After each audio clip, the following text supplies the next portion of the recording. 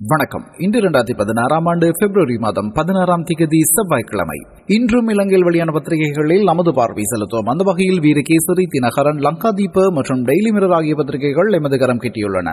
முதலில் வீரகேசரி பத்திரிகை எடுத்துக்கொண்டால், புலம்பெயர்ந்தவர்களின் யோசனை தேவையில்லை, வென்றெடுத்த ஜனநாயகத்தை சீர்குலைக்க இடமில்லை என்கிறார் சம்பிக்க என்பதுதான் இந்திய வீரகேசரி பத்திரிகையின் பிரதான தலைப்புச் செய்தியாக வெளியாகியுள்ளது. நீண்டகால இடப்பிரச்சினைக்கு அரசியலமைப்பு முள்ளுருவாக்கம் மூலமே நிரந்தர தீர்வை பெற்றுக் கொள்ள முடியும் என்ற நிலைப்பாட்டில் அரசாங்கம் உறுதியாக உள்ளது. ஆனால் வென்றெடுத்த ஜனநாயகத்தை சீர்குலைக்கும் வகையில் எந்த முயற்சிகளை எடுக்கவும் நாம் தயாராக இல்லை என அமைச்சர் சம்பிக்க ரணவக்க தெரிவித்தார். அரசியலமைப்பு திருத்த யோசனையில் நாட்டு மக்களின் கருத்துக்களை பெற்று அதற்கமைய மாற்றம் ஒன்றை ஏற்படுத்த வேண்டும். ஆனால் புலம்பெயர்ந்த அமைப்புகளின் கருத்துக்களுக்கோ அல்லது தடை செய்யப்பட்ட தனிநபர் எவரது கருத்துக்களுக்கும் இடமில்லை எனவும் அவர் குறிப்பிட்டுள்ளார் என்று தொடர்கிறது அந்த செய்தி இந்திய வீரகேசரி பத்திரிகையின் முற்பக்கத்தில். அதுபோல ரணிலுடன் விக்னேஸ்வரன் சந்திப்பு, வடக்கின் தேவைகள் குறித்து எடுத்துரைப்பு, முன்னாள் போராளிகளுக்கு வழங்கப்படும் தொகையை இரட்டிப்பாக்கவும் கோரிக்கை என்ற ஒரு செய்தியும் இந்திய வீரகேசரி பத்திரிகையின் முற்பக்கத்தில் வெளியாகியுள்ளது. பிரதமர் ரணில் விக்ரமசிங்க தலைமையிலான குழுவினருக்கும் வடமாகாண முதலமைச்சர் சி வி விக்னேஸ்வரன் தலைமையிலான குழுவினருக்கும் இடையில் முக்கிய சந்திப்பு ஒன்று அலரி மாளிகையில் நடைபெற்றது. வடமாகாணத்தில் அடையாளம் காணப்பட்ட தேவைகளை நிறைவு செய்வதற்காகவும் நிலைத்து நிற்கும் அபிவிருத்தியின் நடவடிக்கைகளுக்காகவும் 30 மில்லியன் ரூபாய் ஒதுக்கீடு செய்ய வேண்டும் என்பதை தெளிவுபடுத்தும் வகையிலான மதிப்பீட்டு மகஜரும் முதல்வர் விக்னேஸ்வரனினால் பிரதமர் ரணில் விக்ரமசிங்கவிடம் கையளிக்கப்பட்டது. நேற்று மாலை 5 மணி முதல் 7 மணி வரை நடைபெற்ற இந்த சந்திப்பின் போது பிரதமர் ரணில் விக்ரமசிங்க தலைமையிலான குழுவில் முன்னாள் ஜனாதிபதி சந்திரிகா பண்டாரநாயக்க குமாரநதுங்க, சிறைச்சாலைகள் மறுசீரமைப்பு, முள்குடியேற்ற புனர்வாழ்வு மற்றும் இந்து சமய விவகார அமைச்சர் DM சுவாமிநாதன், வடமாகாணத்தின் தற்போதைய ஆளுநர் ரெஜினட் குரே, முன்னாள் ஆளுநர் பலிகக்கார, வடமாகாண பிரதம செயலாளர் பத்திநாதன், 5 மாவட்டங்களின் அரசாங்க அதிபர்கள், திரைசேரியின் முன்னாள் செயலாளர் எஸ் பாஸ்கரலிங்கம் ஆகியோர் கலந்து கொண்டார்கள் என்று தொடர்கிறது அந்த செய்தி. அதுபோல நாட்டை பிரிக்கவே வடக்குக்கு புதிய ஆளுநராக ரெஜினட் குரே, தேசிய சுதந்திர முன்னணி கடும் விசனம் தெரிவிப்பு என்ற ஒரு செய்தியும் இந்திய வீரகேசரி பத்திரிகையின் முற்பக்கத்தில் வெளியாகியுள்ளது. நாட்டை இரண்டாக பிளவுபடுத்தி தமிழீழத்தை அடைவதற்காக நல்லாட்சி அரசாங்கத்தின் நிகழ்ச்சி நிரலை பலிகக்கார முன்னெடுத்ததன் விளைவாகவே வடக்குக்கான புதிய ஆளுநர் நியமனம் இடம்பெற்றுள்ளது என்று தேசிய சுதந்திர முன்னணியின் தேசிய அமைப்பாளரும் பாராளுமன்ற உறுப்பினருமான ஜயந்த சமரவீர தெரிவித்தார். நாட்டை பிளவுபடுத்துவதில் அதிக ஆர்வம் கொண்டுவரும் சமஷ்டி கொள்கையுடன் செயல்படக்கூடியவருமான ரெஜினட் குரே போன்றவர்களின் பாரபட்சமான நியாயங்கள் நாட்டுக்கு பெரும் ஆபத்தாக அமையும் எனவும் அவர் குறிப்பிட்டுள்ளார் என்றும் தொடர்கிறது அந்த செய்தி. அதுபோல உயிரற்ற சடலத்தின் மீதேறி அரசியல் லாபம் தேட சில நரிகள் முயற்சி என்ற ஒரு செய்தியும் வெளியாகி இருக்கின்றது. ஸ்ரீலங்கா சுதந்திர கட்சியை பிளவுபடுத்துவது என்பது உயிரற்ற சடலத்தின் மீதேறி அரசியல் லாபம் தேடும் குழுக்களின் நரித்தந்திரமாகும் என அமைச்சர் மஹிந்த அமரவீர தெரிவித்தார். எனவே தந்திரமான நரிகளிடமிருந்து கட்சியை பாதுகாக்க ஜனாதிபதி மைத்ரிபால சிறிசேனவின் தலைமைத்துவத்தை ஏற்றுக்கொண்டு மஹிந்த ராஜபக்ச கட்சிக்கு தமது பங்களிப்பை வழங்க வேண்டும் எனவும் அவர் குறிப்பிட்டுள்ளார் என்று தொடர்கிறது அந்த செய்தி. அதுபோல யோசித்தவுக்கு ஆதரவு தெரிவித்து விளையாடிய கடற்படை ரக்பி வீரர்கள் 4 உடன் இடைநிறுத்தம் என்ற ஒரு செய்தியும் இந்திய வீரகேசரி பத்திரிகையின் முற்பக்கத்தில் வெளியாகியுள்ளது. விளக்கமறியலில் வைக்கப்பட்டுள்ள முன்னாள் ஜனாதிபதி மஹிந்த ராஜபக்சவின் மகன் லெப்டினன்ட் யோசித்த ராஜபக்சவுக்கு ஆதரவை வெளிப்படுத்திய கடற்படை ரக்பி அணி வீரர்கள் 4 அணியிலிருந்து உடனடியாக இடைநீக்கம் செய்யப்பட்டுள்ளார்கள். நேற்று முன்தினம் தியகம மஹிந்த ராஜபக்ச மைதானத்தில் ராணுவ விளையாட்டுக் கழக அணிக்கும் கடற்படை விளையாட்டு கழக அணிக்கும் இடையில் ரக்பி போட்டி இடம்பெற்றது. இந்த நிலையில் கடற்படை அணியின் முன்னாள் தலைவரான லெப்டினன்ட் ஜோசித ராஜபக்சவுக்கு ஆதரவு தெரிவிக்கும் விதமாக YO07 என அச்சிடப்பட்ட கைப்பட்டிகளை அணிந்து விளையாடிய 4 இவ்வாறு கடற்படை விளையாட்டு கழகத்தில் இருந்து இடைநிறுத்தப்பட்டுள்ளதாக கடற்படை ஊடக பேச்சாளர் லெப்டினன்ட் அக்ரம் அலவி தெரிவித்தார் என்று தொடர்கிறது அந்த செய்தி. அதுபோல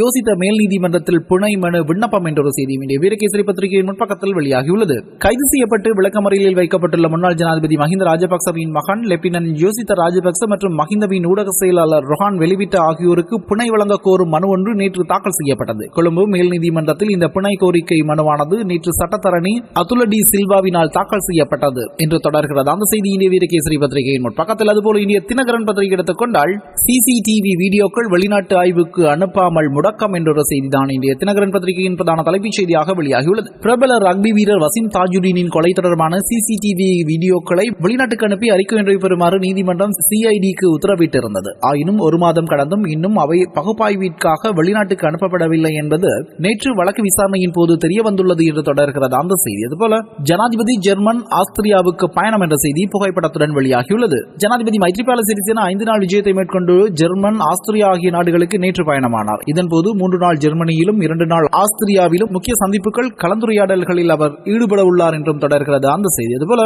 மஹிந்த அணியுடன் இணைந்து சூகாவுக்கு எதிராக தீர்மானம். கூட்டத்தில் பங்கேற்ற உள்ளூராட்சி சபை சுதந்திர கட்சி உறுப்பினர்களுக்கு எதிராக ஒழுக்காற்று நடவடிக்கை என்ற ஒரு செய்தியும் வெளியாகியுள்ளது. முன்னாள் ஜனாதிபதி மஹிந்த ராஜபக்சவுடன் இணைந்து சுதந்திர கட்சிக்கு எதிராக தீர்மானம் நிறைவேற்றிய சுதந்திர கட்சியின் முன்னாள் உள்ளூராட்சி சபை தலைவர்கள், பிரதி தலைவர்கள் மற்றும் உள்ளூராட்சி உறுப்பினர்களுக்கு எதிராக ஒழுக்காற்று நடவடிக்கை எடுப்பது குறித்து ஜனாதிபதி நாடு திரும்பியதன் பின்னர் முடிவு எடுக்கப்பட இருப்பதாக சுதந்திர கட்சியின் உப தலைவரும் ராஜாங்க அமைச்சருமான ஃபௌசி தெரிவித்துள்ளார் என்று தொடர்கிறது அந்த செய்தி. அதுபோல பிரதமர் ரணில் சிவி நேற்று சந்தித்து பேச்சு என்ற ஒரு செய்தியும் வெளியாகி இருக்கின்றது. அதுபோல யோ7 ரக்பி விளையாடிய 4 கடற்படை வீரர்கள் இடைநிறுத்தம் என்ற செய்தியும் இன்றைய தினகரன் பத்திரிகையின் முற்பக்கத்திலும் வெளியாகியுள்ளது. அதுபோல எனக்கு கொடுக்கும் அழுத்தம் மின்சார கதிரையை விட கொடுமையானது, இவ்வாறு மஹிந்த கூறுகிறார் என்ற ஒரு செய்தியும் வெளியாகி இருக்கின்றது. மின்சார நாட்காலியில் இருந்து தப்பினாலும் தற்போது அதனை விட அழுத்தங்களுக்கு தான் உள்ளாகி இருப்பதாகவும் முன்னாள் ஜனாதிபதி மஹிந்த ராஜபக்ச தெரிவித்துள்ளார் என்று தொடர்கிறது அந்த செய்தி. அதுபோல குளிரூட்டப்பட்ட தலைக்கவசம் மலையக மாணவன் சாதனை, புதிய கண்டுபிடிப்பு என்ற ஒரு செய்தி வெளியாகி இருக்கின்றது. நுவரெலியா ராகலை வலப்பனை கல்வி வலயத்திற்குட்பட்ட சென்ட் லினட் தமிழ் வித்யாலய மாணவன் எஸ் தர்மசீலன் குளிரூட்டப்பட்ட தலைக்கவசம் ஒன்றை கண்டுபிடித்துள்ளார். இவர் ஆண்டு 10 கல்வி கற்கும் மாணவர் ஆவார். முற்றிலும் சூரிய கலத்தின் உதவியுடன் செயல்படும் இந்த தலைக்கவசம் முடி உதிர்தல், முடி நரைத்தல் போன்ற பின் விளைவுகளை தடுக்கும். இந்த கண்டுபிடிப்புக்காக மாணவனுக்கு கொழும்பு ஸ்ரீ ஜெயவர்தனபுர பல்கலைக்கழகம் சான்றிதழும் கௌரவமும் வழங்கியுள்ளது என்று தொடர்கிறது அந்த செய்தி. அதுபோல சுதந்திர கட்சியை முற்றாக சீரழித்து வெளியேறியவரே மஹிந்த, இவ்வாறு எஸ்பி திசாநாயக்க கூறுகிறார் என்ற ஒரு செய்தி வெளியாகி இருக்கின்றது. நிறைவேற்று அதிகாரத்தை பயன்படுத்தி ஜனாதிபதி மைத்ரிபால சிறிசேன ஸ்ரீலங்கா சுதந்திர கட்சியின் தலைமை பதவியை அபகரித்துக் கொண்டதாக முன்னாள் ஜனாதிபதி மஹிந்த ராஜபக்ச தெரிவித்துள்ள கூற்றை கட்சி முற்றாக மறுப்பதாக அமைச்சர் எஸ்பி திசாநாயக்க தெரிவித்துள்ளார் என்று தொடர்கிறது அந்த செய்தி. அதுபோல திருட்டு தேங்காய் உடைக்கும் மஹிந்தவின் கோமாளி கொள்கை என்ற ஒரு செய்தியும் வெளியாகி இருக்கின்றது. தமிழ் மொழி வேண்டாம், ஆனால் திருட்டு தேங்காய் உடைக்க இந்து கடவுள்களான விஷ்ணுவும் காளியம்மனும் வேண்டும் என்பதுதான் மஹிந்த ராஜபக்சவின் கோமாளி கொள்கை என தேசிய சகவாழ்வு கலந்துரையாடல் அரசகர்ம மொழிகள் அமைச்சரும் தமிழ் முற்போக்கு கூட்டணியின் தலைவருமான மனோ கணேசன் தெரிவித்துள்ளார் என்று தொடர்கிறது அந்த செய்தி. அதுபோல கண்டி மாநகரில் ஓட்டமாவடி வாசியின் சடல மீட்பு என்ற ஒரு செய்தியும் இந்திய தினகரன் பத்திரிகையின் முற்பக்கத்தில் வெளியாகி இருக்கின்றது. உத்தரவிடப்பட்டு 1 மாத காலமாகியும் தாஜுதீனின் சிசிடிவி காணொலி வெளிநாட்டுக்கு அனுப்பப்படவில்லை என்பதுதான் இந்திய லங்காதீப பத்திரிகையின் பிரதான தலைப்புச் செய்தியாகவும் வெளியாகி இருக்கின்றது.